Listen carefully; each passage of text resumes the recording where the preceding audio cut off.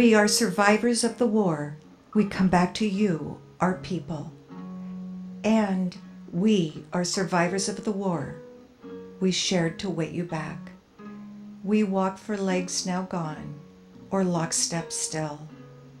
We gaze for other eyes now only looking inward. We listen soft for comrades locked in silence. If we have minds less spent, we share unbending. And we who still care life now share this caring memory, that others not forget the dead who have no voice but us.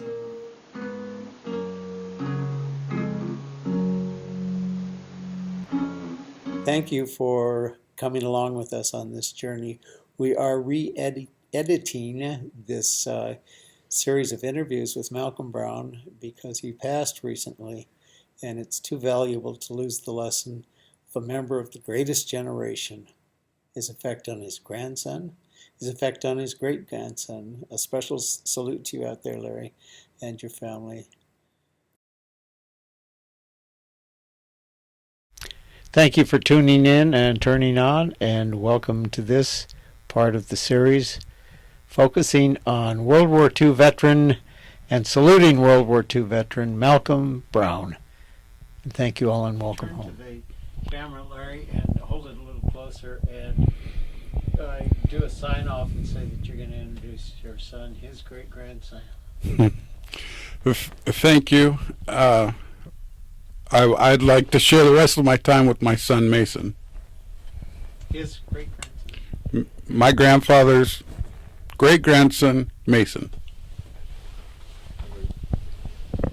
Get up there. We'll come back. Hi, my name is Mason. I am Larry's son and Malcolm's great-grandson, and I just have a few questions to ask him, and we'll see if they're answered. So, how are you? How are you, Papa? Well, I can't complain. I got problems, but I put up with them and go on about it. Yeah. So, how was high school for you? Because I'm still kind of working through it, but I'm not done yet. I was just wondering how it was for you. Well, to be honest about it, I made it, and that's all I did. I just made it. That's good. Tell him how you made it. How'd you make it? Well, I had stuff that grades was there, and I had one English, I think it was, and the teacher called me in and said something about your isn't very good. You should take another one. I said, well, does it pass? And she said yes. I said, well, that's all I need. Hey. That's the most we all. But the only thing is, when I took woodwork. I'd done pretty close on that because could be used later on. I suppose that was the same way with auto mechanics, but I didn't get too much into it because they just was just playing with it. They weren't doing anything to amount to anything, so I didn't like it too well along that line. A wood shop though I enjoyed, and I guess I took everything as far as I had to take. And like I say, if it passed, I had a good grade, or did I didn't fail, well then that's all I did. Yeah. And you passed your senior year? Well, I graduated in 1941. Did you go to a college or university? Any? Well, I did go did start to, and of course then they got to where they didn't, I can't remember what they were called of an union as a class, but then they played with it. They didn't use it to teach you anything. I guess they had, if you was interested in it, you probably get something out of it. But if you hadn't, it didn't make anything better for myself, I guess. And then I just quit. Yeah. You know, I didn't go to college, and everybody that I went to school with, and the biggest part of them went to college, but they might as well not have gone because they all had to go in service. Of course, we lost quite 3 or 4 of them there before school was almost about the time school was out. Yeah. So, with serious some kind of sickness, and that was all. But I didn't what you call enjoy I'd rather go out and just work. And that's what I did mostly because, of course, I think nowadays you better have your education because they seem to think that that's what they may start with, make it look like that. So mine wouldn't fit, I guess, right now. Yeah. Ask him about the technology that's changed, the cell phones and the driving and all that stuff, because I'm lost in that world, and he's a generation ahead of me. But ask him about that. Papa, you know how like nowadays we have a lot of technology going on through stuff like that, and how like everything is really different with how you work it. Can you describe how it is like with the change of all the technology that's going around? I can't make it. I can't. I mean, I can't use. Of course, Larry set me up 2 or 3 times on the TV, getting in there and getting a DVD, but I just lost it, and I don't even. 9 times out of 10, I don't even have a TV on. Yeah. And you'd have Dad try to help you out with the TV time after time. Yeah, but it didn't. It didn't stay. I guess I was just. I don't know what I did most of the time, but it seemed like I was always busy. I mean, of course, that one set through here when I had my detached retina, they run me, and I haven't been the same since. Period. Anyway. Yeah. Even though I look nice, it just I lost my stamina or whatever, body worker you might say, because it was for 90 days I didn't do anything. Period.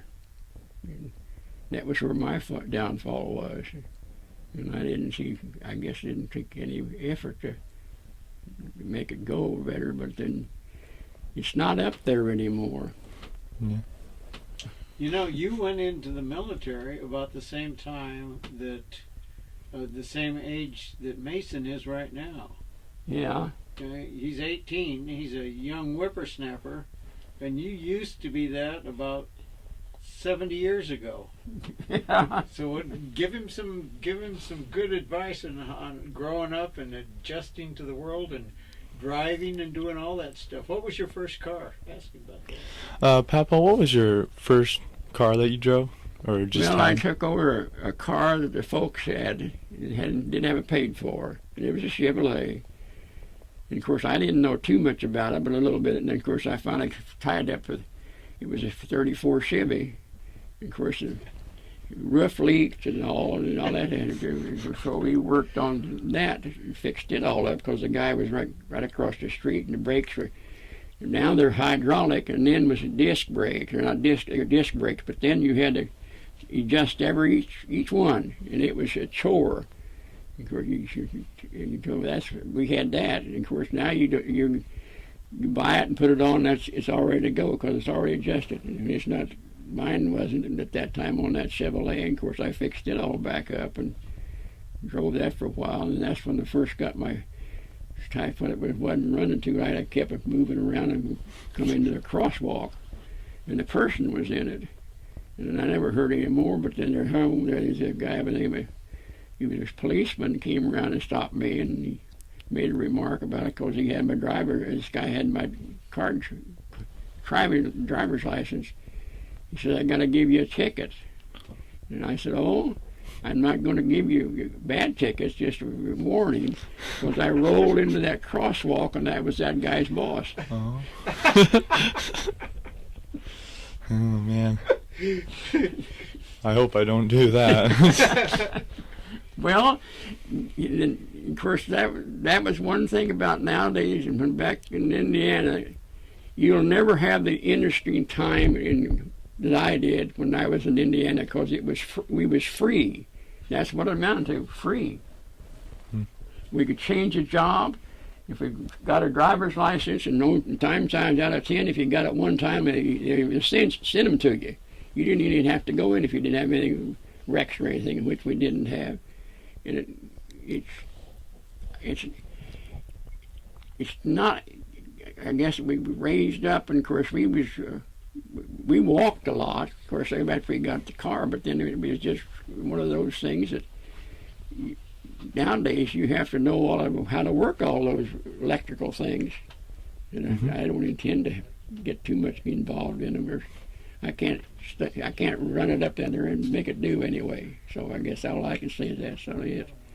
I get the best you can, and everything you got. I think your ROTC or whatever it is you're in now is the right direction. Mm-hmm. You got a good bass sound. But if you get in, like I say, on the driving part of it, I learned how to drive. I mean, I drove, but I had to learn how to drive when I didn't have a pass. Of course, it's just one of those things that you get into and you enjoy it, I guess. And do it right, because you got more information to, like he said, there are your units, and he's always a half a dozen different things. That's just like that thing right there. All that thing is just Mason got it. I think Larry got it, and I don't even know how to use it. All of it. Okay. It looks like something that you would have gotten a long time ago. Yeah. Yeah.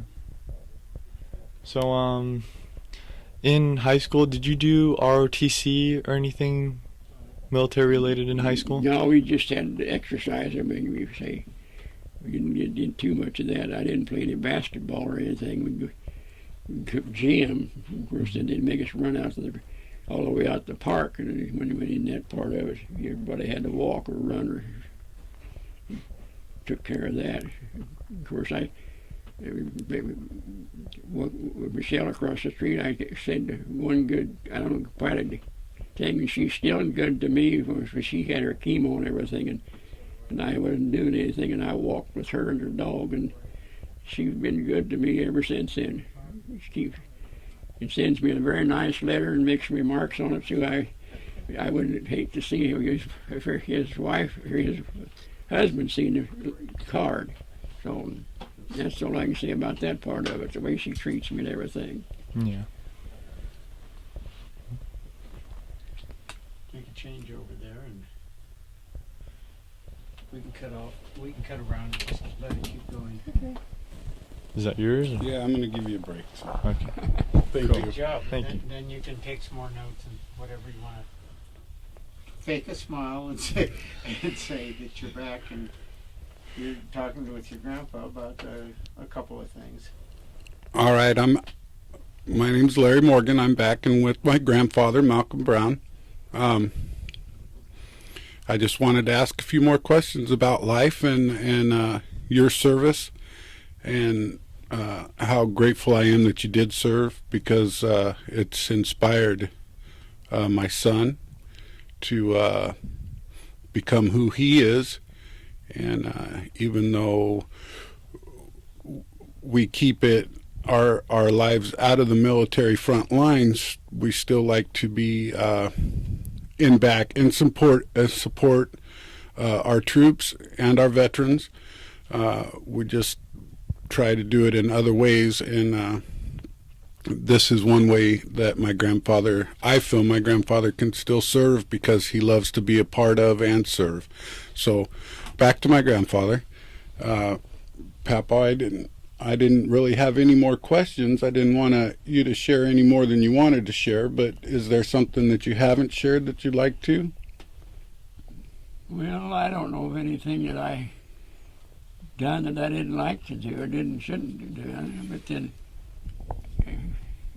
any ideas you might be something that I could answer? So you came to California in 54? 59. Well, let's go back to the service. So you enlisted after December? You mean in service? Yes. Well, I don't know. We didn't exactly enlist. We was you and you. You were enlisted after the war began? Mm-hmm. I think so.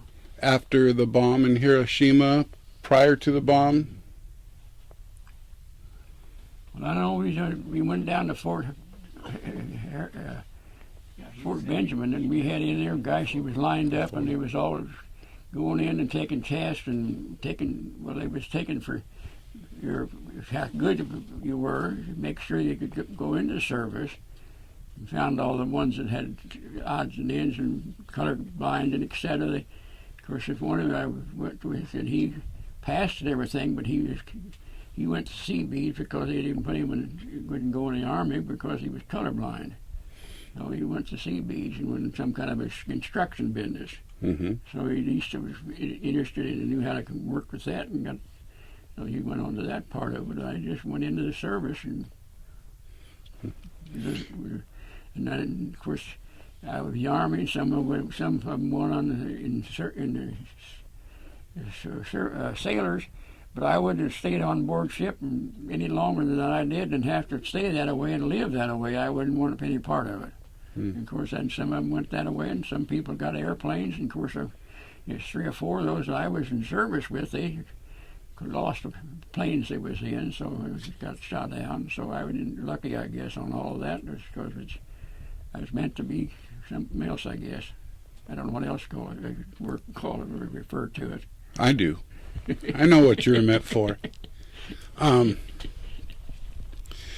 work with a lot of Seabees, retired Seabees. Yeah. Even though I'm not enlisted, and I understand your viewpoint on Seabees, and they're kind of like you are. They had their own piece of equipment, and they were their own man, and they were loners, and they and I work hard, and they work hard with me, and I enjoy the fact that I have a little bit of background as far as discipline goes to be able to serve with them. Even I'm not in service, but Yeah.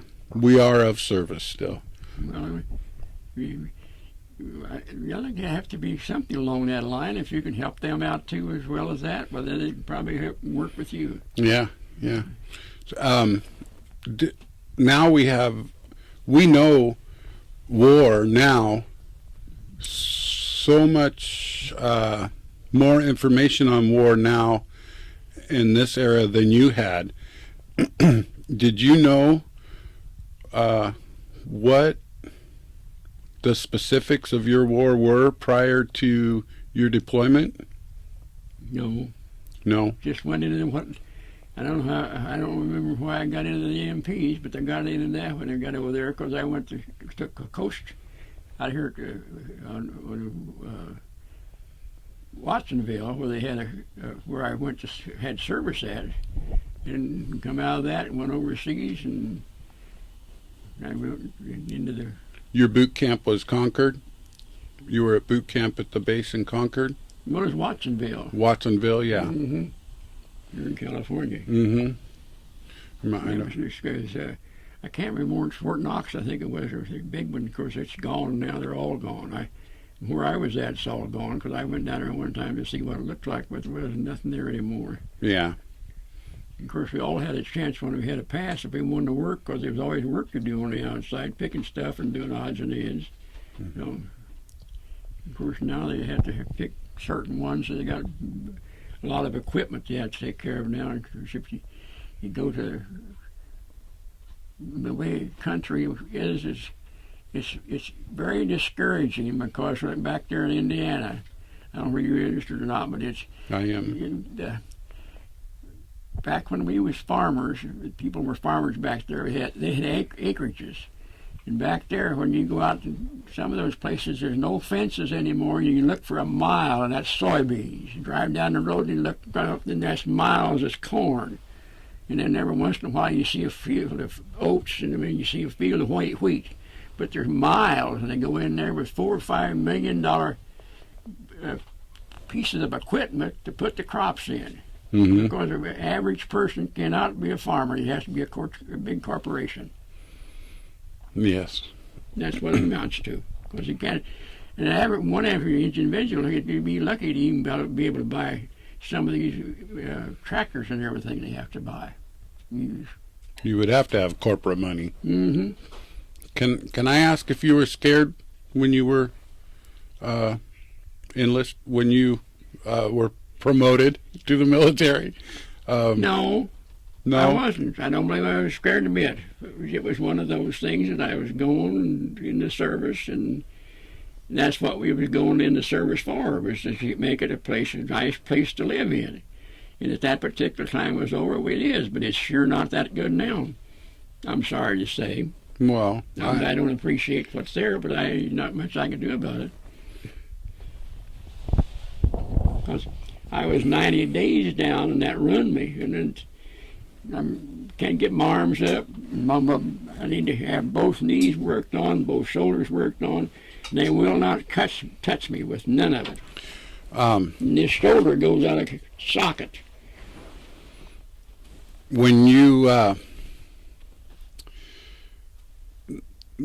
during the time that you served,